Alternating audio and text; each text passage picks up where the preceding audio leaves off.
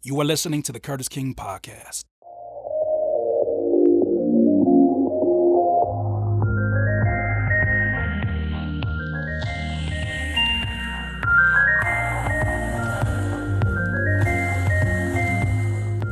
Welcome, music producers, to the Curtis King Podcast. It has been a second since we've done an episode of the Curtis King Podcast, but damn it, music producers, we're back.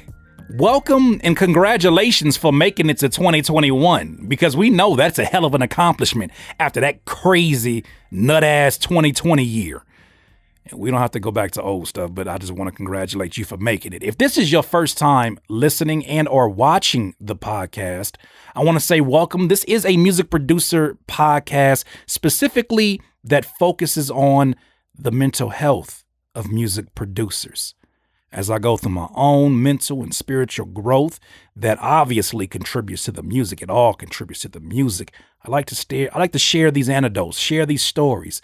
And so if you're a listener on Apple Podcasts or Spotify or Anchor, wherever you're listening to it, make sure that you subscribe if you like what you hear. If you want to watch this video and see some facial reactions and some beautiful aesthetics behind me, then go to my Curtis King TV YouTube channel at curtiskingtv.com and come check us out. Come kick it with the community, see what everybody else is talking about. And then we also got some great stuff that happens on the YouTube on a weekly basis. Now, for the last 7, let's say almost 8 months since I've done a podcast episode last, what the hell have I been up to? Well, ladies and gentlemen, I'd like to say during this time off from not just the podcast, but from Curtis King, the marketing head, Curtis King, the inspirational, I'm about to say the inspirator. That ain't even a damn word. The motivator. In my break from that, right? There's some things you can't help but be, but in my break from being that in a content space, I'd like to say that I missed doing the podcast, and I didn't. I ain't gonna cap nothing. I ain't missed shit. I didn't. I'm sorry. It ain't you. It's all about the production of this podcast, and it's all about the fact that it just... Every single week, if I'm dumping out all my thoughts, what am I really learning? And if I'm using all of my time that I only have 3 days during the week that I work because I alternate with my wife. On her, she has her work days where she works for her own business. But if I'm only doing 3 days out of the week, time is precious, man. Time is precious. Not to mention, I've been doing Saturdays with the music producer power course students and making sure that we have our mastermind meetings for those that are understanding of that and know what's going on with that. But time has just been to the point where I was like, yeah, I don't know how I can fit that in. The podcast is something that can consume a few hours. You talk about the editing and the export and taking my computer hostage when it's rendering and all that good stuff. It can take a chunk of time. But it wasn't even just that. It wasn't even that. That was a huge part of it, but it wasn't even just that. I got tired of hearing my voice. I got tired of seeing my face. I got tired of my damn thumbnails. I got tired of being the guy that's, yeah, I've got something to say about that. And I got to be in my own troll, my own heckler of myself. What have you done is what I yelled from the back of the audience. Yo, hey, partner, hey, all that advice and shit is cool, but what you done lately? Let me hear your beats.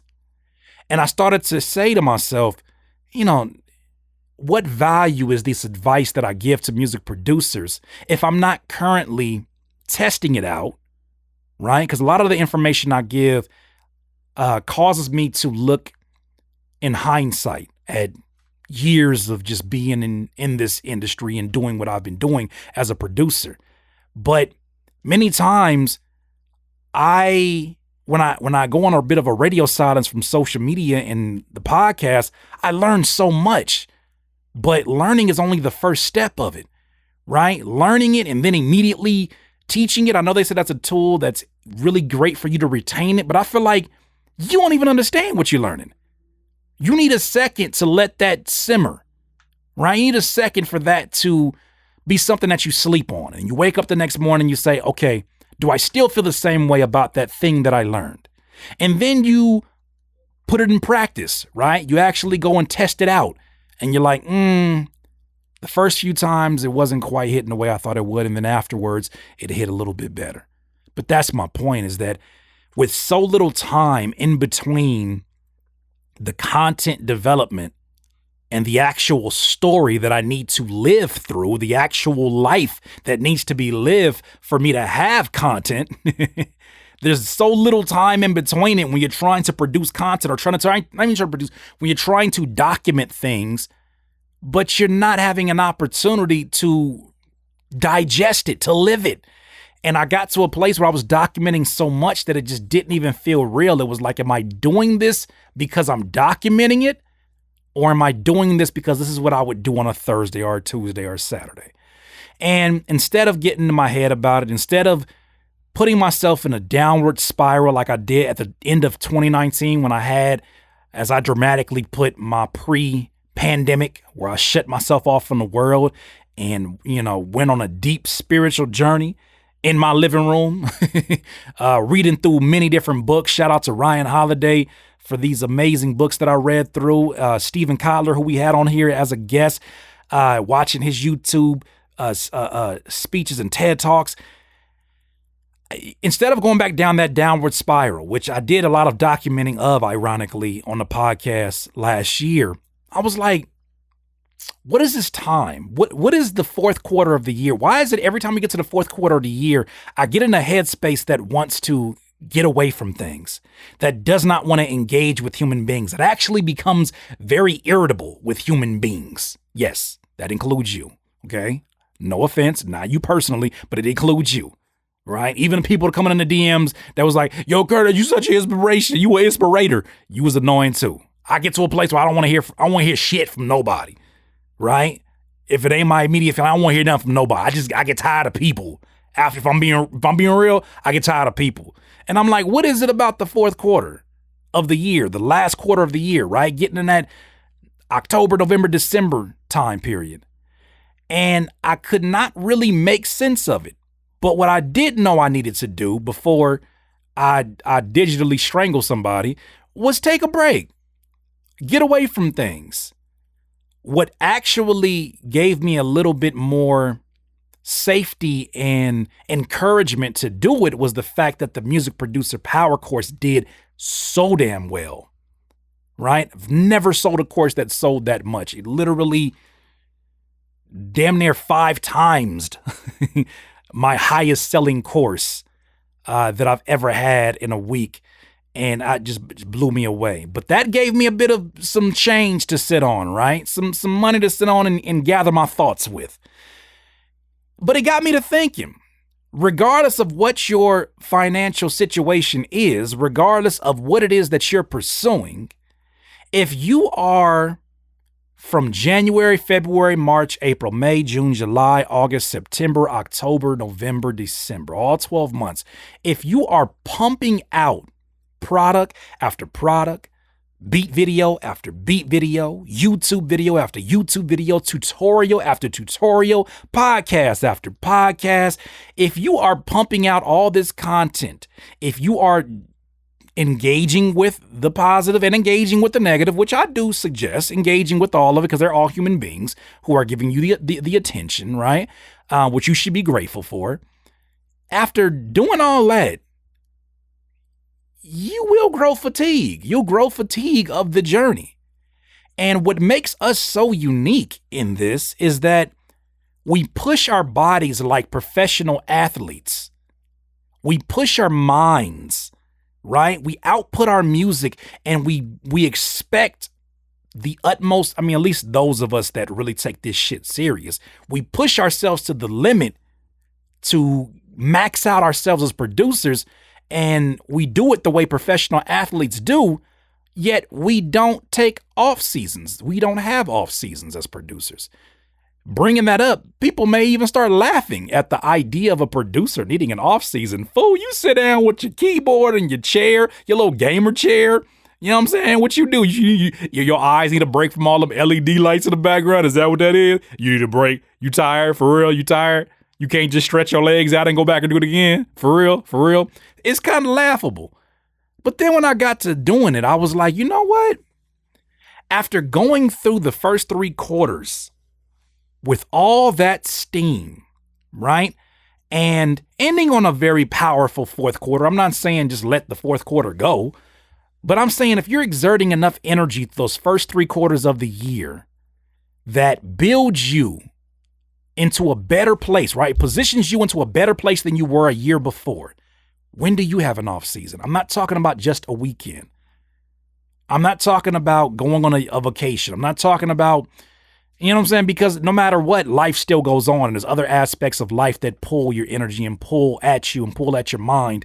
And once you get the ball rolling, anybody who's selling beats right now, anybody who's, marketing a product as a producer, anybody who's doing any kind of social media or any content, once you get it going, that's before the real work actually starts.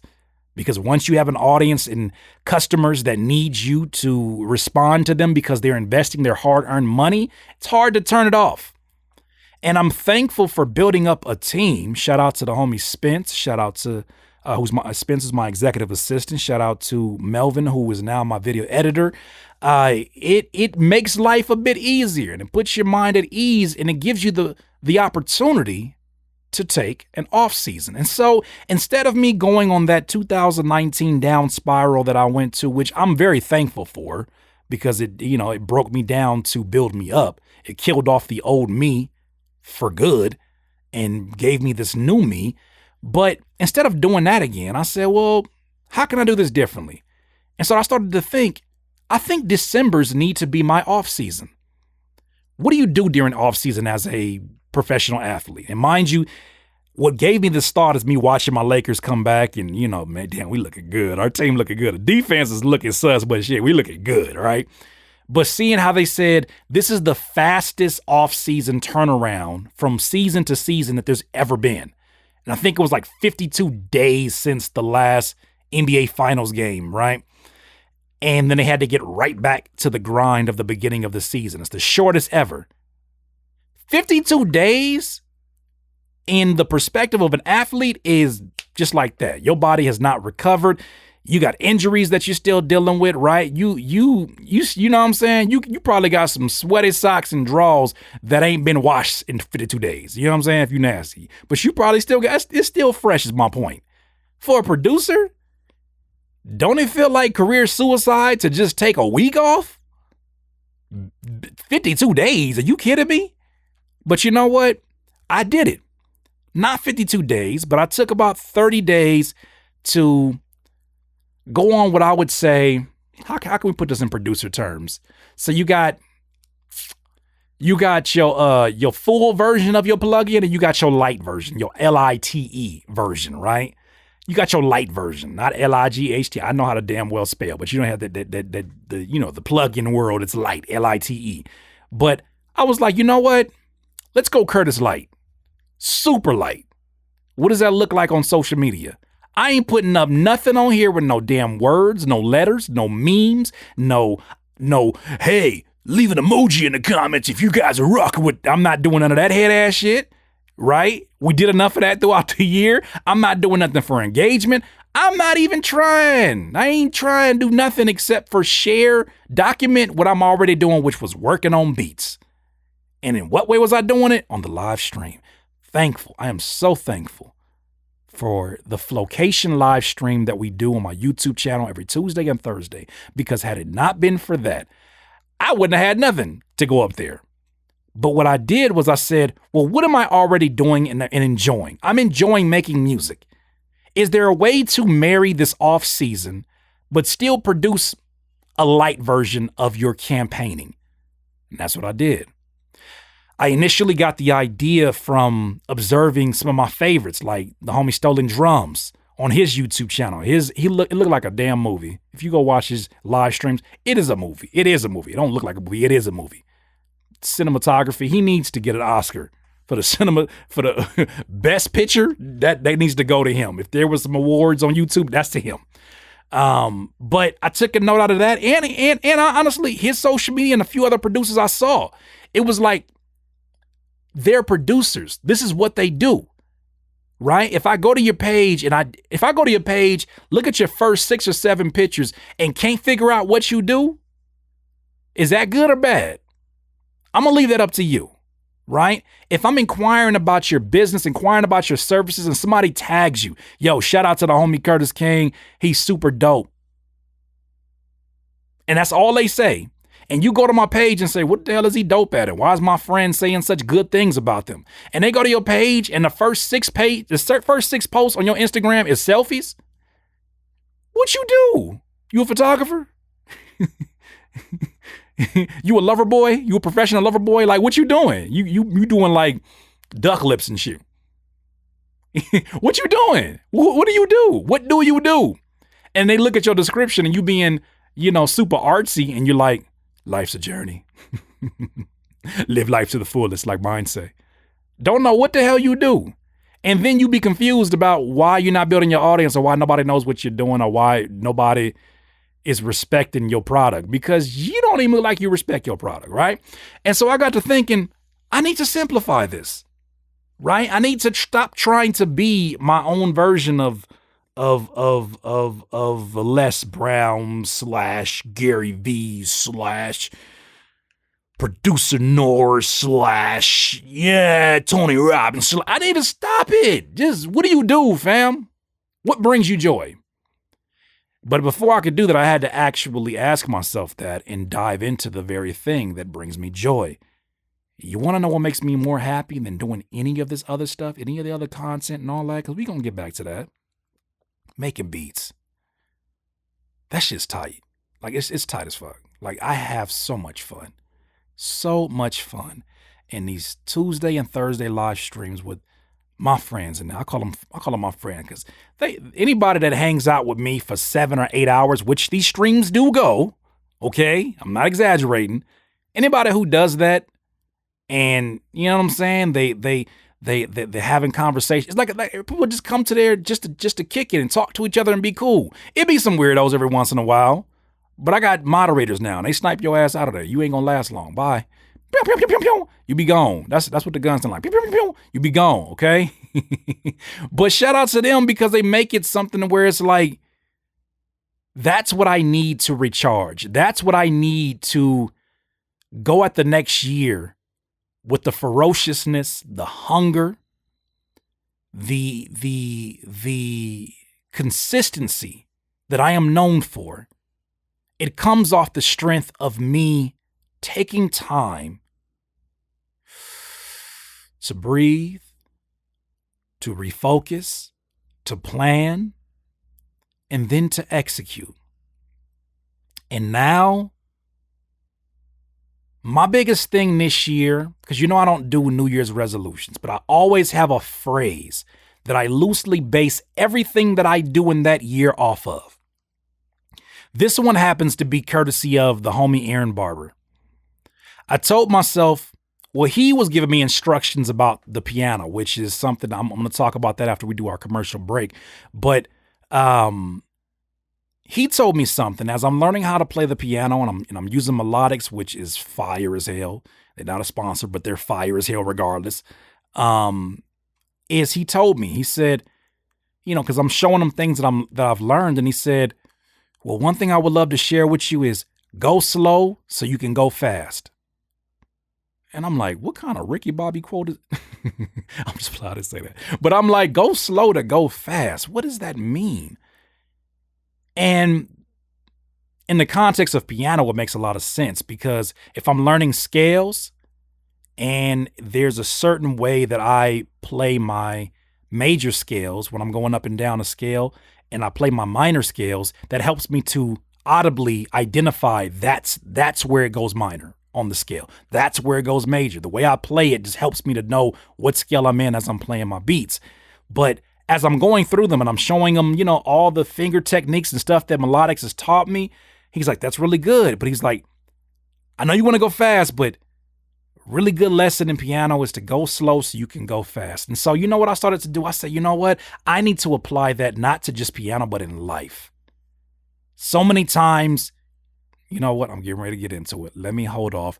Let's go to a commercial break sponsored by none other than the Slap Experts and Flowcation. I'll see you in a second. You have longevity being polarizing, doing the opposite thing of what's going on, if that's what you are.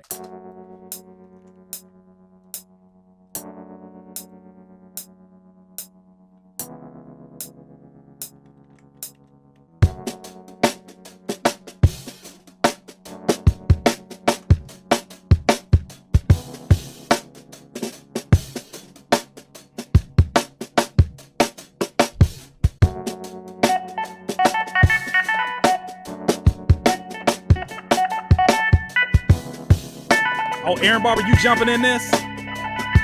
Well, let's make it a collab then.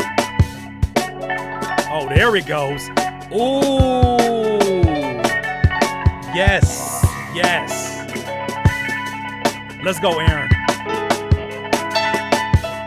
Oh, I do believe we got a guitar, ladies and gentlemen. Ladies and gentlemen, we have been blessed with the presence of...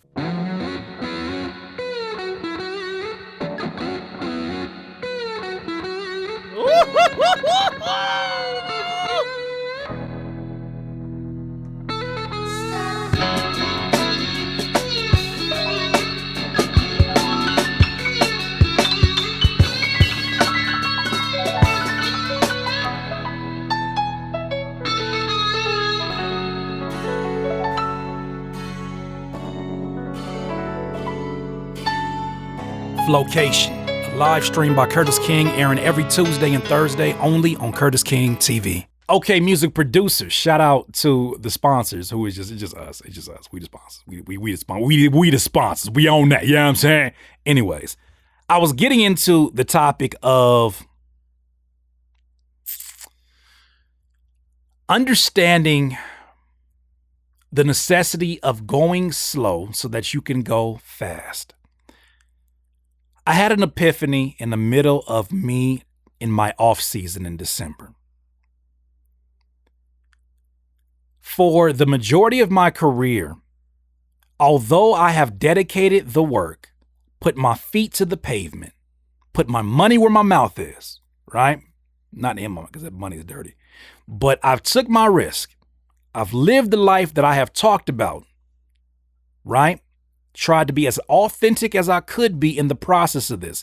In the midst of this, I also adapted, most times knowingly, sometimes unknowingly, magic tricks. Where the hell are you going with this, Curtis? Magic tricks is what I have adopted over the years. What are magic tricks in the context of music production? As music producers, we all have our secrets. Our secret sauce, the goofiest damn term in the damn industry. Secret sauce. You know what I'm saying about? We all got our thing that we do, right? And a lot of times we discover these things as shortcuts from actually learning how to do it the right way. But damn it, you know, it feels good. It sounds good to us. We barely notice any difference between what they say you're supposed to do it, how, you know, more professional, experienced engineers or producers tell you you're supposed to do it like this. We'll try it out, right? And many times that experimentation evolves the culture. It gives us the opportunity to grow ourselves and then also find our own sound and characteristics in our music. So it's not a bad thing, but there are some things that there's just no getting around. Right? And if you say that you want to advance and that you're always forever growing, even when you find your sound, there's a level of comfortability that you can achieve that can stunt your growth, even in finding your sound. Because the purpose of you finding your own lane is not just to drive aimlessly down the road. The purpose of you finding your own lane is for you to do donuts in that hole. Let's be doing donuts drifting. Show me something fancy. You know what I'm saying? Like, show me you in your bag. Don't show me you got a bag. Show me you in your bag. What does that mean? I'm in my bag. What does that mean? Show that to me in the context of your production. And so I think a part of you being in your bag, staying in your bag, is evolving your bag. Right? Adding some features to that bag. Figuring out different crevices of that bag. But in order to do that, you have to be comfortable with being uncomfortable. And part of that is being able to look at the magic tricks that you have conducted over the years, that you have demonstrated and people have been in awe of. Oh my God, his drums are so fire. Curtis, your drums are so fire. They're so, I don't know who talk like that, but one of y'all do. Instead of me saying, yeah, that's just my thing. You know what I'm saying? That's my thing. That's what I do. There's a part of me that says, I think that they can not only be bigger, but I think they can sit in the mix prettier. I think they can sit in the mix even better. I think that I can figure out a way or learn a way, whether it be through compression, whether it be through, some other forms of clipping. I feel like I can learn something new, another way to do it that is going to help me evolve my sound so that when I look at myself in 2019 as a producer, I'm like, yo, those are dope, and there's a dope for their own reasons. But that mix ain't touching this mix in 2021. I want to evolve like that. I want to get all up in that. I'm trying to, you know what I'm saying? I'm like a kid on Christmas. I'm trying to look at all in the bag. You feel me? He like, okay, I got a PS5. Thank you, mama. Hold on, let me make sure ain't no GameStop card in here. Or, you know what I'm saying? Some extra stuff in here just in case, I can get a headset as a controller or whatever. I'm trying to get all in that bag. I need to see what's in there. And so I think a part of that is challenging yourself on all them damn magic tricks you doing. Some of the magic tricks are going to forever be that because this is who you are. But some of them, that they could use a good revisiting. Some of the magic tricks you've been doing you got away with it. You got away with it for a long time. Now it's over. Because you say so, Curtis? No, I'm just saying. It's over now. Well, at least that's what it is for me. I got to a place where I'm like, I'm over it. I'm over it. I want to really learn this. The way that I learned it, not saying that it's wrong, but I want to learn more. I want to learn how to bring this out even more.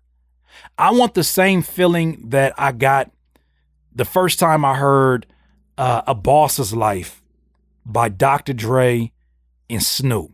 When I heard the mix on that beat, it was like the first time my brain recognized stereo imaging. It was the first time my brain was like, and prayers to Dr. Dre, by the way, because I know he just had, at the recording of this, he went to the hospital for a brain aneurysm. But when I first heard that beat, I said, oh shit, I've been mixing all wrong. We've all had that moment. I'm sure there's something that you heard that just pulled you into that headspace. But that was the beat for me. Right? Maybe even grinding by the clips and the NERD kind of took me there too. But when you hear it and it's like, yo, that's more than velocity. That's more than just being loud. Like that, something about it just sits pretty. It don't sound pretty, but it sits right. It sits pretty. It just, that's it. Same thing with mixing vocals, right? I used to, part of my magic trick in mixing my own vocals would be like, I'm saying, it gives it a raw appeal not to have all this other stuff on it. Nah, it's just dry. That's it. That's the magic trick. You know what I'm saying? Like, you ain't got no reverb.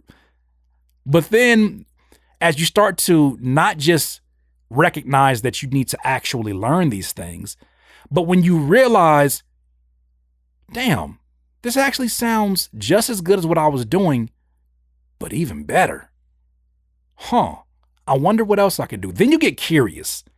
Instead of feeling overwhelmed by all of these technical terms of production, you get to that headspace where you're like, this is pretty damn, like I understand the concept of it. It took me, I'm not gonna lie, and this is recent too, and this almost sounds embarrassing to say, it took me probably about 12 videos to really understand compression. Specifically our compressor, Waves plugin.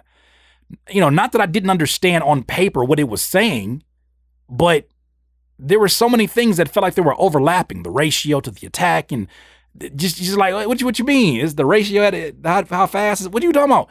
But after going through the videos multiple times and okay, then going and experimenting, oh, hello. Going in there and actually listening to what it actually does, it brought the best of both worlds. What I learned through trial and error mixed together with the technical learning is what brought me into a good synergy between the two. And so I'm realizing, yeah, okay, you know what? Let's go slow and actually learn it. Because it ain't a fast process. When you dedicate yourself to actually sitting down there and learning it, it's not going to just come to you, right? It's not going to be just like a 1 minute, 2 minute tutorial you see on one of your social medias or video like, hey, this advice in 1 minute. It just ain't going to be like that. That's not how you're going to truly learn it. It's going to teach you some things, but you're not going to learn it like that. You got to, at some point, dedicate yourself to sitting down and learning at a very, very basic level. What does this do? Why is it necessary? And then have somebody, hopefully you find somebody that teaches you it. But see what they're all saying.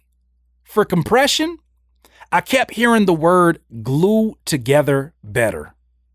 It helps glue the sounds together better. What the hell does that mean? Right?